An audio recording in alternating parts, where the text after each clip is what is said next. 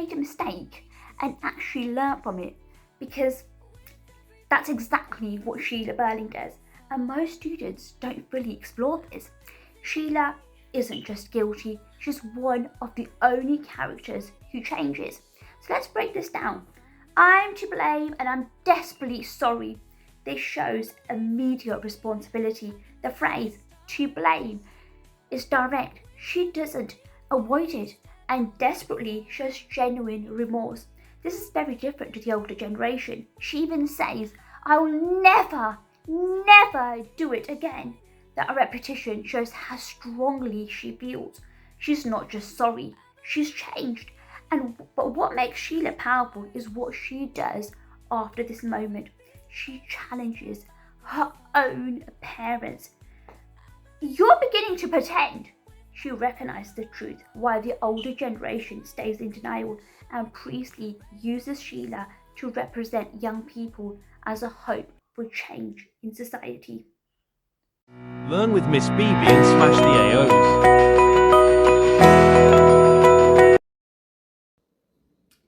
I know I'm to blame, and I'm desperately sorry. I'll never do it again to anybody. I feel now I can never go there again. Oh, I wish you hadn't told me. Starting from this extract, how does Priestley present Sheila as a character who changes? In this extract, in the rest of the play.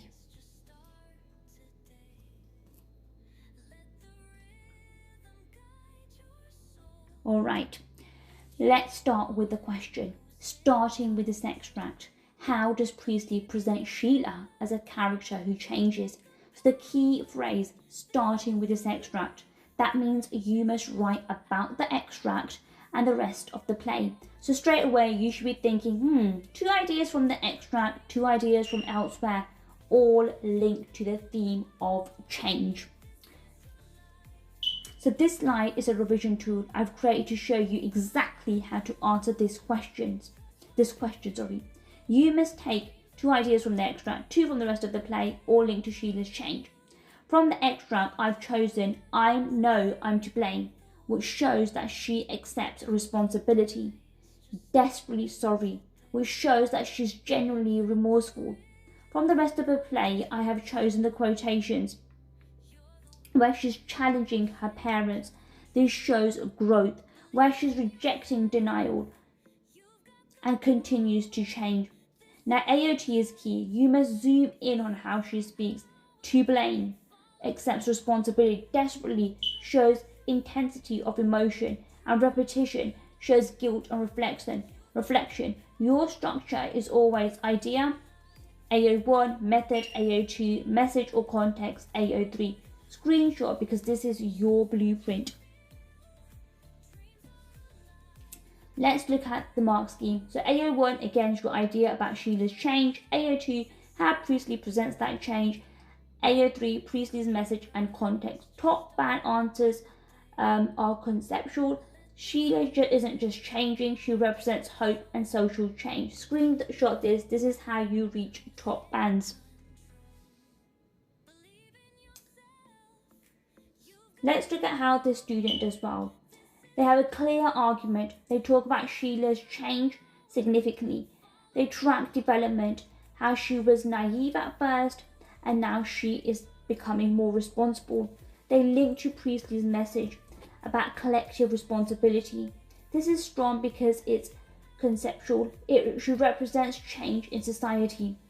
To improve, they could have maybe mentioned audience impact a little bit earlier.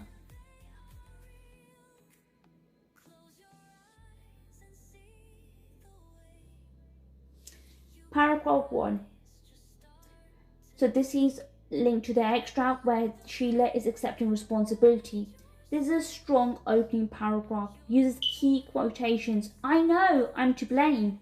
Zooms in on to blame, which is clear, AO2. Explains responsibility, AO1 secured again. Links to contrast with older generation, AO3. This shows the beginning of her transformation. To improve, they could have maybe explored alternative interpretation slightly. Paragraph 2. extract showing remorse. Again, strong AO2 zooms in on the word desperately, which shows emotional intensity, explores tone, which shows regret and guilt, shows genuine remorse, not superficial, links to Priestley's message about responsibility being important and how much it matters. So this shows she doesn't just accept blame, she feels it. To improve, maybe they could have linked more explicitly to change in every sentence. Paragraph 3, have I moved to the right slide? This is where many students lose marks, but not here. Moves beyond the extract, which is essential. Uses quotes, "You're beginning to pretend." Zooms in on the word pretend, AO2. Explains generational divide, which is AO3. This shows her development. She moves from passive to confident. To improve, maybe they could have linked back to the question, wording more clearly.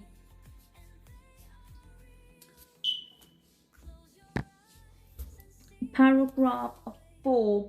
So this is linked to elsewhere in the play, where she's rejecting denial and represents change. This is a strong paragraph. It shows continued change, not temporary. Zooms in on the word frightened, which is AO2. Explains awareness of consequences. Links to Priestley's message about hope for the future. This is a top band thinking, and it shows Sheila represents lasting change.